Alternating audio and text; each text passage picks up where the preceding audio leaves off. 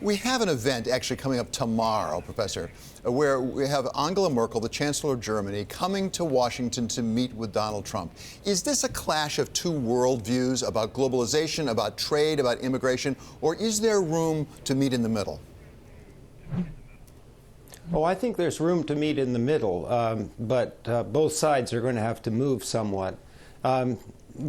In the background, there is a difference of views. The European Union just reaffirmed its commitment not only to globalization, but to the multilateral approach. And I think it's multilateralism versus bilateralism that's going to be the area of possible disagreement.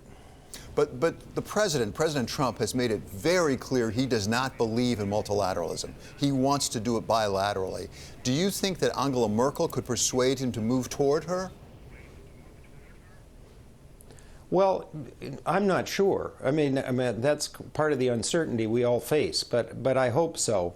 You know, bilateralism is fine for the major sort of strong economies in the world. They can work out mutually beneficial relationships, and they might even solve some of the challenges in terms of distribution that we have, and that President Trump, you know, not only identified, but it helped get him elected. Multilateralism, however, is a pretty important, you know, sort of entry card for the smaller countries, the earlier stage developing countries, and so on. They don't do well in a bilateral world. So hopefully they'll find some meeting ground, you know, where they accept parts of each of the agendas, but keep the global economy open for the weaker and less strong and less wealthy economies in the world. And Michael, what is at stake from Angela Merkel's point of view in this sense? We have some growth now going in Europe. May not be as robust as some might like, but there's growth going. How vulnerable is Germany and Europe more broadly to the new trade policies that the Trump administration at least is talking about? Europe is somewhat vulnerable, although I think the principal vulnerabilities in Europe have to do with the differences between the North and the South, to be perfectly honest. Trump's policies are likely to cause the dollar to be strong. That's, on balance, beneficial to Europe. The growth that you're talking about is mainly in Germany and the north of Europe, and the problem areas where the nationalists are gaining ground is in France and Italy in the south.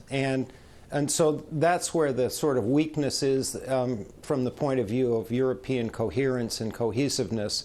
And I hope, you know, they come to some agreement on the question of these nationalists. There is a subset of the Trump administration that is reported to be, you know, highly supportive of the nationalist parties in Europe, and that, I think, is not helpful from the point of view of trying to maintain, in a difficult environment, European cohesion and the coherence of the Eurozone. And Michael, when you talk about that divergence, north versus south, although it's not strictly geographic as we're seeing in Europe, that may be manifest as early as this week when we have the Dutch elections in the Netherlands. We have the French elections coming up. What does that really tell us about the sustainability of the Eurozone as it's now configured? Well, that's a $64,000 question. So I think in the Dutch election, the issue is mainly sovereignty, as it was to some extent in Britain in the Brexit vote, and immigration. So those are important sort of quasi-economic or almost non-economic overlays on this. But in France, you know, the issue is nationalism, sovereignty, but there's a significant fraction of the population that's starting to feel the pinch of both globalization and other major trends.